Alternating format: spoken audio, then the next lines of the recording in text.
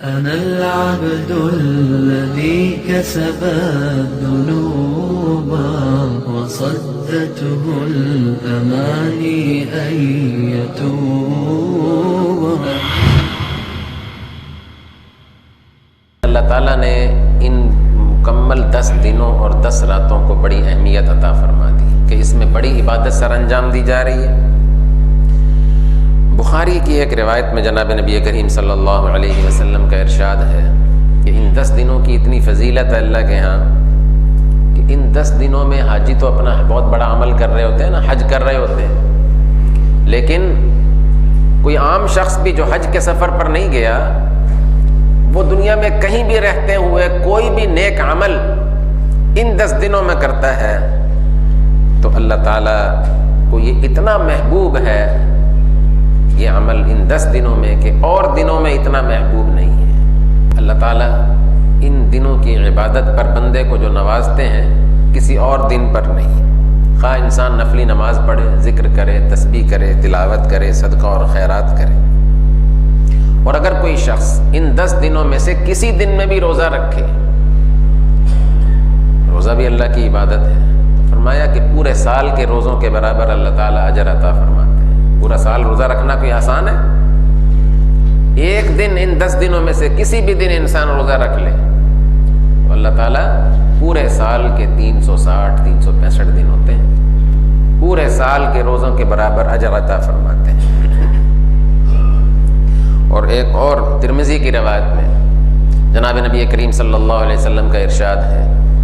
کہ کوئی شخص اگر ان 10 راتوں میں سے کسی ایک رات میں عبادت کرے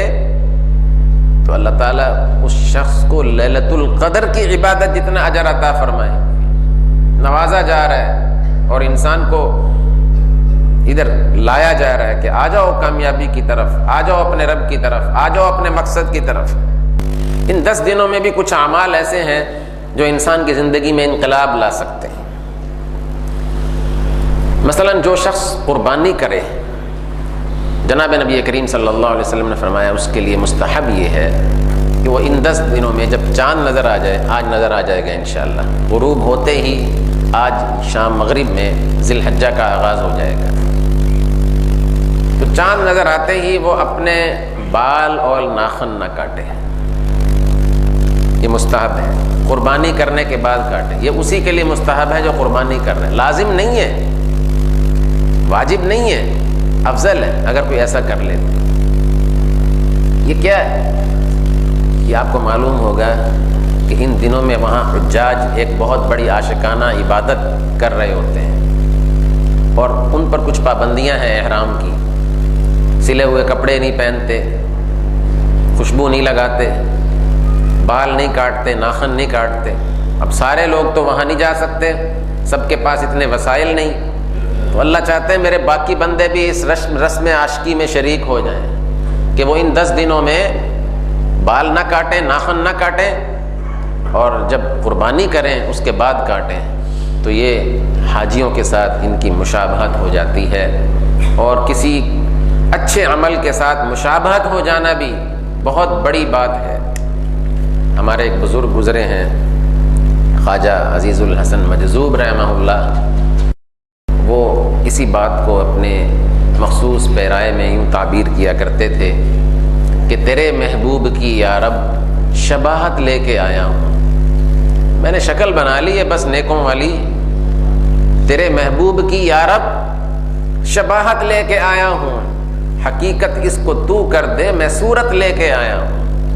بس میرا کام تو یہ نقل اتار لینا ہے، حقیقت کا رنگ تو اس کو عطا کر دے۔ نہ میری نماز اس کمال کی ہے،